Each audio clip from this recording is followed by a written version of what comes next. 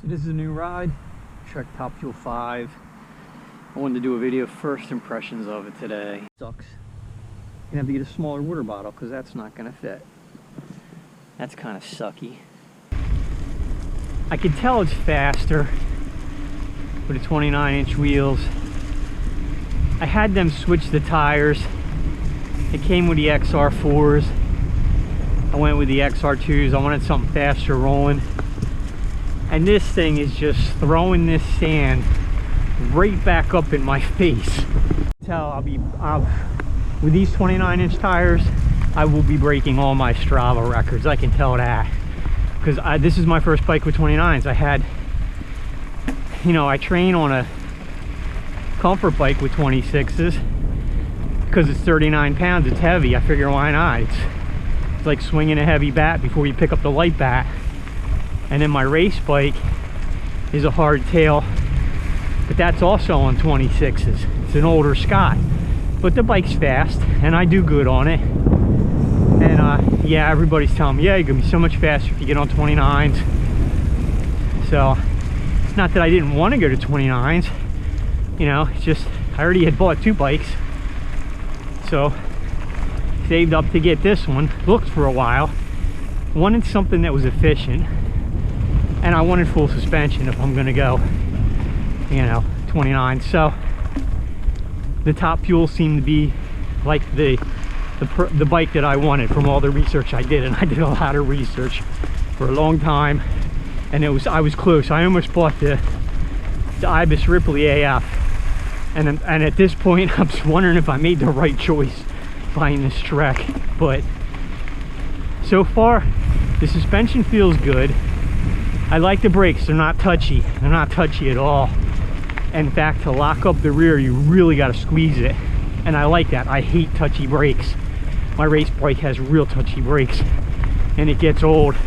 Another thing was, when I put the bike up on the rack, when I walked it out of the dealership, there was a chip on the frame. Not huge, but big enough. Took the bike back in. I was nice about it. They said they'd see what they could do to fix it.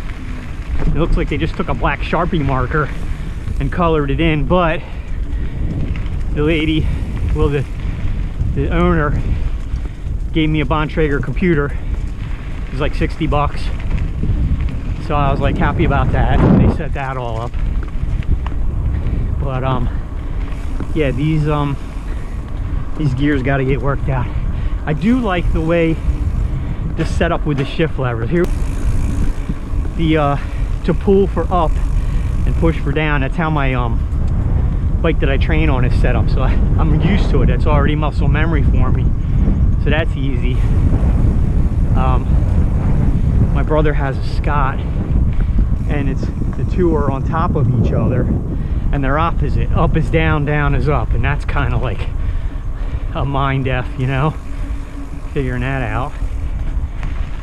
But yeah, so I don't have water now because my water bottle wouldn't fit. I should have tried it before I left the house.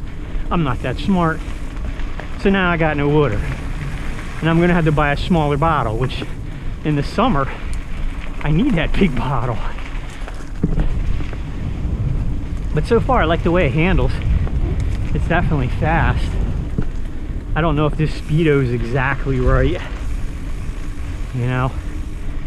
I don't even know how to work this computer yet because I tried to read the book last night, but the guy was trying to help me troubleshoot this shifting on the fly here, and I'm not no bike mechanic.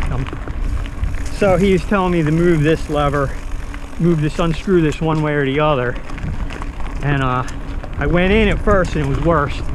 I went out now and it seems like it's sticking. So I'm gonna get it back in the trail and see if it runs through all the gears right.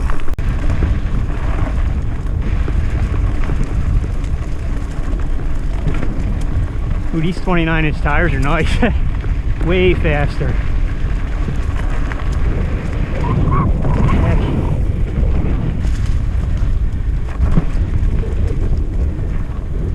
Nice not having a wheelie over stuff.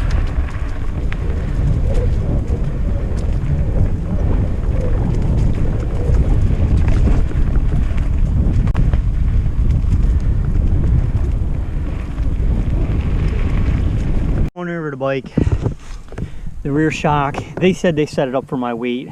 It feels pretty good so far. I'm gonna have to see what pressure's in there and if I need to adjust it any, but this is locked out.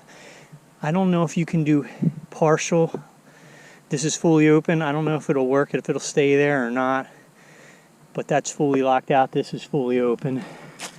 Same with a fork, fully open, partial. Got a couple settings in partial, and then down is fully locked out. I'm gonna leave it open. We're gonna blast this downhill and give it a little run on the suspension, see how it goes. But I like having the dropper, boy, that's nice. You don't have to get your legs so high up on it to get started, but it's got nothing extreme, it's just a little fast downhill with a little couple roots in it.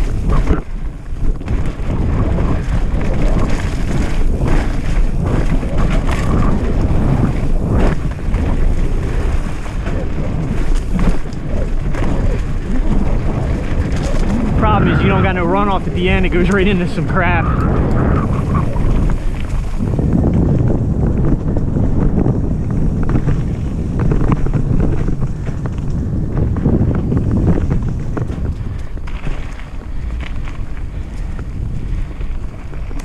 Definitely the smoothest I've ever been down out on a bike.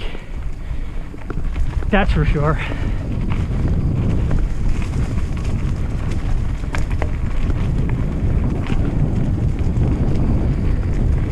Need some water. Don't have any water.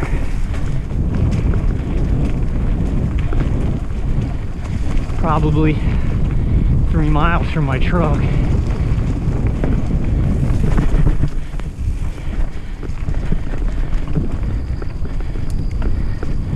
Gears seem to be holding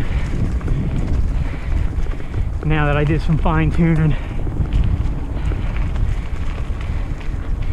See, my hardtail has the electronic shifting, which is nice.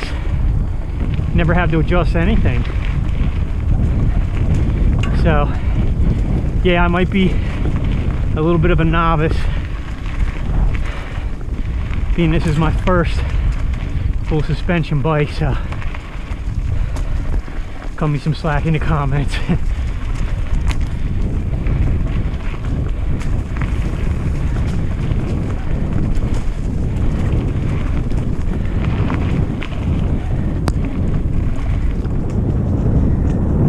A lot nicer on your butt, that's for sure. I think the seat might need to go up a little too.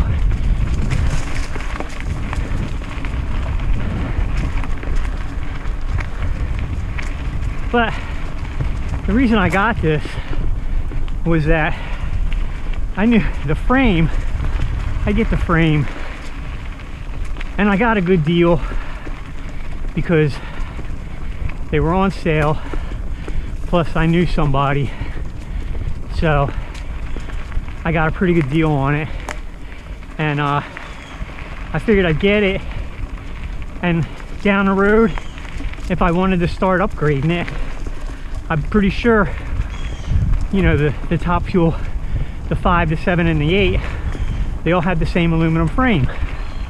So if I wanted to go nuts and put like a pike fork on it and a killer shock down the road, no loss, you know. Not that I right now feel the need to do that. I kind of just wanted a bike, and I didn't care about the weight because, like I said, I'm coming from a 39-inch bike that I'm training on, so I think this is probably 33, 34. It's lighter than that, and even if it was more than that, I didn't care as long as the ride was cushy. Save my butt, my old ass butt. But Yeah, I made them change the tires. I didn't want the real aggressive knobs that were gonna slow me down. I don't really ride too much in the mud and crap. I'd rather have the lighter rolling resistance, and that seemed to be a pretty good choice. Considering also tires are not cheap, and they didn't even swap, so they just kept the originals, gave me these for a wash. Sand in my mouth. I think I'm gonna have to get a fender for a front wheel. I don't care about getting wet, but man, I don't want sand in my eyes. I usually wear glasses because of the bugs. I didn't bring them today. Definitely will bring them next time, but still, to keep the sand out of my mouth. And the ergos feel good. I say the seat needs to go up a little bit higher, just a little bit higher. And I like having the dropper. The bars seem fine, not too wide. Even the grips seem okay so far. My hands aren't going numb.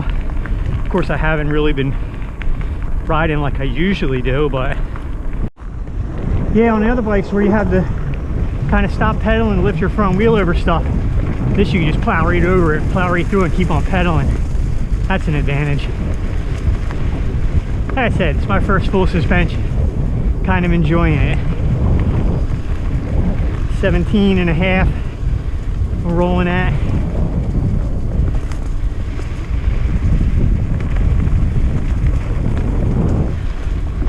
So my initial impressions and what I'm using the bike for.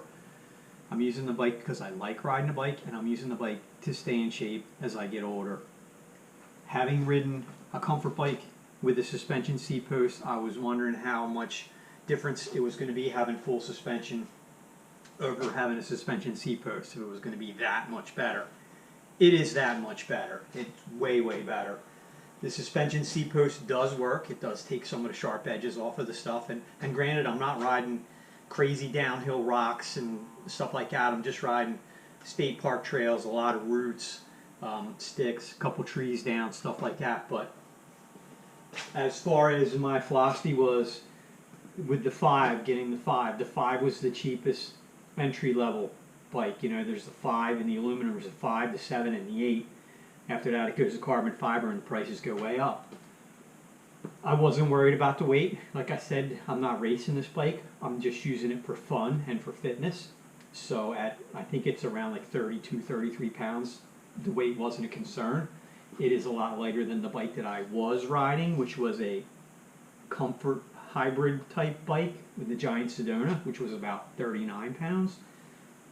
It's nowhere near as light as my race bike, which is 21 pounds. But I'm happy with the purchase. It's a fun bike, and between the 5, the 7, and the 8, all the frames were the same. So my thinking was, all right, okay, if I get it, I get in, I get the frame, I get the basics. If I find its shortcomings and I need to put a better shock, I need to put better forks on it later, I can. Is it practical? Probably not, but it's doable.